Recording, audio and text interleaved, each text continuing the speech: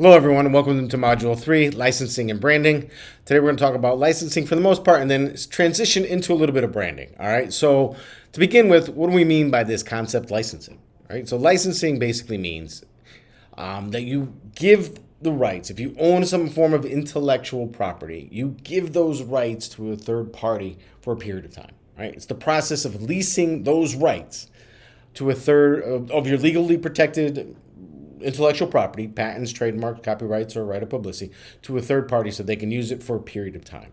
Okay, so that's it. You give your rights, your right of publicity, you license your right of publicity to a third party so that they can use it. All right, so overall, the licensor, right, the person who owns the intellectual property, grants the right to that property, whatever it is, trademark, copyright, right of publicity, to a third party for a specific purpose. You can tell them you can use it for this. You can tell them you can only use it in this area. You can only use it in New York City. You can only use it in the Northeast. You can only use it in the United States. You can only use it in North America, right? You can define where they can use it for a period of time. You can use it for 6 months. You can use it for a year. You can use it for 10 years. All right. So the license owner, right, the person who owns that intellectual property, the licensor, grants a third party the right to use that given property for a specific purpose. They can put it on, if it's for a trademark, they can put it on hats, so to speak, for a defined geographical area within the United States for a limited time. In return, the licensor, the person who owns that intellectual property, gets typically some form of payment. And those payments can vary. So, all right, so let's think about this, right? We got the club's logo over here, right? Great little club's logo. And you got this lunch pail company. Hey, little gray lunch pail. Nobody's going to buy it, right? It's terrible. Little gray lunch pail. But if you put the logo on it, wow, look at that, right? Some kid who's a fan of the Chicago Cubs may want to buy that lunch pail and thermos now, all right? That's my big showcase on how this works. All right, so you have a logo, that intellectual property, you have a product, you put that logo on that product, and bam, sales go through the roof. All right, so for the next quiz, I'm going to ask you, what kind of lunch pail did you have as a kid? All right, so just tell me about that. So think about that. All right, so how you get paid, right? You want to get paid. If you're the licensor, you own this intellectual property, you're going to give it to a third party for them to use, but you want to get paid. And there's two ways. One is through royalties, right, where you get a percentage, typically between 5-14%, but it can go as high as 20% of the manufacturer's selling price, not the retail price, but the manufacturer's selling price of each item sold. All right, so that's paid to the licensor by the licensee. So the licensee, the person who's received the rights, gives the licensor, the person who owns the rights, a percentage, a royalty. Right? Typically between 5 and 14%. Remember, it's the manufacturer's selling price, not the retail price. It's 5 to 14% of the manufacturer's selling price. Another form of pricing is guarantees. Right? A minimum amount is going to be paid to the licensor for the licensee to use that intellectual property. And that guarantee could be in a form of money. It could be in a form of, we're going to guarantee that we're going to sell so much product, those kind of things. So there's could be a guarantee. We're going to give you $1,000, $100,000 plus 10% of royalties, or we're going to guarantee we're going to sell 100,000 units of product at 8%. Okay, so those kind of things. All right, so typically two ways a licensor gets paid. One is through royalties, the second is through guarantees, or a combination of both. Fair enough? All right. If you're a licensor, why would you want to do this? Well, you make money. All right. First off, you make money if you generate some fees. You can use it to market yourself, your company, whatever it is, your team, your logo, whatever that is. You're marketing yourself. You create brand exposure. You may enhance your brand, right? This may be a great product, so that association is enhancing your own brand, and you may enter new markets, right? The NFL licenses jewelry, right? Well, they may. Who would think putting the New York Giants logo on a piece of jewelry would sell? But you know what? It does, and it enters into new markets, right? Something that the NFL really doesn't do. They don't sell jewelry, all right? But they're entering into those new kind of markets. All right. The benefits to the licensee, right? The person who is paying those royalties, the person who's paying those guarantees, well, may make their product more desirable, right? That lunch pail, gray lunch pail, not as desirable as one with the Cubs logo on it. All right. And you increase your value by association. Like if you associate yourself with the St. John's University, the St. John's University women's basketball team, right? You're increasing your value because that's such a great product that's out there. All right. So, and how does this dovetail into name, image, and likeness, right? Well, name, image, and likeness is a form of intellectual property. It's a right of publicity, right? Intellectual property, a legal system that protects intangible goods that have a significant economic interest.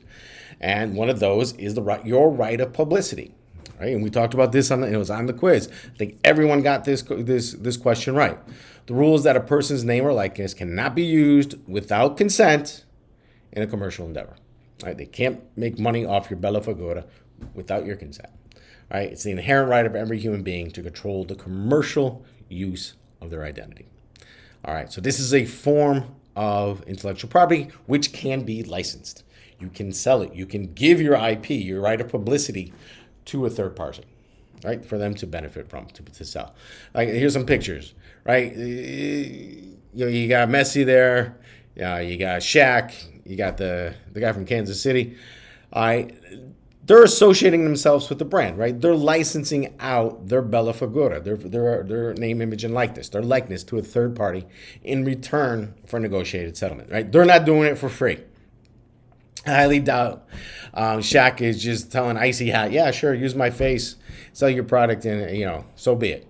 And that's not how it works. Shaq is going to make some money off that. He's going to make some money off general insurance and whatever else he can do. All right. So, but you now, as of the new laws that came about, student athletes can now monetize and license through licensing their name, image, and likeness, right? The first law that came on the books was the Fair Pay for Play Act, September 2019. Did not go into effect until July 1st, 2021, right? And that allows student athletes to be compensated for NIL without the fear of losing any eligibility or their scholarship. All right, this bypasses the NCAA's ban. And student athletes, you can get an agent or a representative to help you monetize your NIL. All right, so, all right, and since California did it, we talked about this last time, 36 other states have passed legislation. There's still some other states that have not important for us, but if you're going to try to monetize your NIL, just look to the state law there to see what is allowed and what isn't allowed. All right, so for student athletes, what kind of opportunities? What opportunities are out there to monetize their NIL? Well, like Shaq does, right? Through sponsorship and endorsements, right? He's endorsing Icy Hot, right? He's endorsing that product. So for student athletes now, you can endorse products. You can be an influencer, right? Get on social media, promote products, promote whatever it is through social media posts, videos, advertisements, those kind of things. You can sell products, right? You can put your bella figura on something and try to sell it. If I put my face on anything, that's, maybe my wife will buy it, but that's about it. Autograph signings and summer camps, right? Or training sessions. All right. I was up in Connecticut a few weeks ago, and one of the schools up there, one of the colleges up there, the women's basketball team has decided to run summer camps, right? Great opportunity to make some money during the summer, all right? Because they're partnering with the youth sports, the young players come there, they play with the college athletes, they learn the game, they pay a fee, and the college athletes make some money off that, okay? So these are different ways that student athletes can monetize NIL, right, through these various opportunities. Right, the key for a student athlete is to have a positive brand, though, right? You got to be positive, have a positive brand, right? There's a lot of negative, athletes get into trouble, all that kind of stuff. We want to stay away from that, right? You got to have a positive brand because that third party, that company that wants to hire you, they want to make sure that you're a good person, right? A good student athlete. All these things, all right, because they're associating their product with you, all right.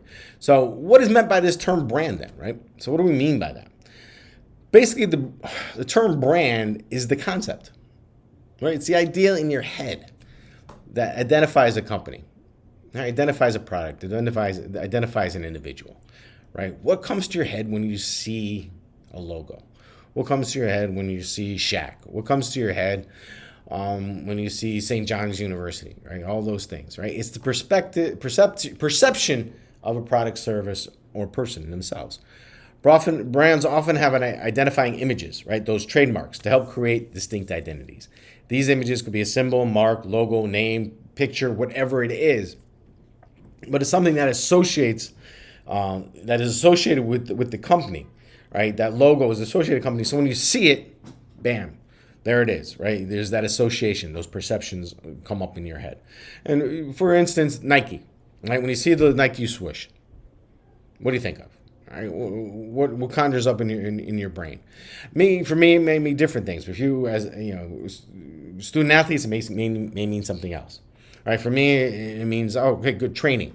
Right? It means I need, as an older athlete, well, no, not so much an athlete, but an older person. I need to keep myself in shape, right, and motivate myself to keep going. For you guys, it may mean superior quality products that you like. It could mean superior shoes, or maybe not superior shoes, right? So these things pop up in your head. The New York Giants, when you see that, what do you think of? For me, I think of, it's representative of our city, right? Even though they're not in our city, right? They represent our city. Tough, gritty, been around for almost 100 years, right? Entrenched in the NFL, that kind of thing. And when you see St. John's, what do you think of? Me, I may have some different. When I see that trademark, I think it's New York, right? It was a great education right here in New York City. That's what I think. But I'm a professor. I think of great kids, student athletes who are fantastic, students who are fantastic, diversity. All these things pop up in my mind. Right? I don't know what pops up in your mind, but when I see that, that's what I think about, right? An urban campus with great students, great student athletes that come from a whole different plethora of backgrounds that come to the classroom and bring all of it to our classes, right? So that's what conjures up in my mind. I don't know, what conjures up in your mind. Maybe bad food in the cafeteria. Who knows? Right? So the most protected brand in the world, logo in the world, are the Olympic rings. And I mention that because the Olympics are going to be starting in a couple days. So this is the most protected trademark out there. Right? This brand conjures up things around the world, right? Bringing the world together in sport. Right? And that's going to be happening within the next few weeks. All right, so that's why I mention it. All right, so we got to think about it, though. We got your personal brand as opposed to a business brand. I'm talking about business brands here, but your personal brand. A business brand is built around an identity that is created for a business, independent of an individual person. A personal brand basically is built around that individual, all right, whose name and brand are one and the same. All right, so you can notice for the quiz, all right, the difference between a business brand and a personal brand. A personal brand is built around that individual, yourselves, whose name and brand are one and the same. Your brand is essentially your reputation, how others view you. All right, it encompasses the responses you receive from others and the feelings they experience when they see or hear your name or watch you play on the court, play on the pitch, play on the field, whatever it is, right? They see you out there. All these things get conjured up in your mind. Your brand is your reputation, how others see you, encompassing both the person that you are and the person you are on that playing field. Okay? All right. So what we're going to do this week is we're going to start creating our own personal brand, right? A strong personal brand basically communicates your attributes, right? Highlights your strengths and establishes that positive reputation, right? So we're going to start doing, and we'll have a little exercise today. You're going to start creating your own personal brand, all right? This doesn't happen overnight. It's going to take a while. It requires effort and a good plan, but we're going to get there, right? We're going to get there, right? We're going to start getting there, at least this week, all right? When you take time to build your brand, it creates the ability to influence others. And this is where we're going to go with this. Maybe, we talk about selling your NIL. One of the ways is being a brand influencer. So, you build a positive brand, that brand may be able to influence others to buy something, do something, those kind of things. But this is all based on trust. It's all based on trust. All right. And this is what I was talking about, right? Ways to use your brand. For student athletes, you can be a brand influencer, right? Brand influencer is an individual who leverages their social media connections and position to engage and connect audiences and brands. All right, that's a brand influencer, right? You're on social media, you're on Instagram, you're on Snapchat, whatever it is, and because of that positive aspect to who you are, both on and off the field of play, people connect with you, and you can start influencing people within the audience to buy certain brands or connect with certain brands, those kind of things. All right, an influencer has clout, is known publicly, and can influence others within their audience. All right. Ultimately, they have the power to affect purchasing decisions of others. You can affect how people buy things. If you're using a certain product, other people may want to use that product. People who follow you may want to use that product. All right. It's a marketing tool, and it's a marketing tool that is built on social relationships. Okay, that's kind of what an influencer does. All right, just real quick, just for test purposes, there are 4 types of, on the book they had 4 types of influencers: nano influencer, up to 10,000 followers; micro, up to 100,000; macro, up to 1 million; mega, over 1 million. If you want, your goal should be to be a mega influencer, right? Get over 1 million followers, start influencing people, and you can monetize that, right? You can monetize how you influence other people. So for this week, I'm going to put up a personal branding checklist. All right. Please complete that and then put it back in the Dropbox that I'll put up there for you. So this will be the first step in trying to build your personal brand. So branding checklist, complete, submit. That's the assignment for Module 3. Questions, comments, criticisms, you can always contact me, call me, text me, email me, whatever it is. But again, on Friday, we'll have some sessions for you to bring your questions, and we'll go over the quiz. All right. Thank you, everybody. Appreciate it. Take care.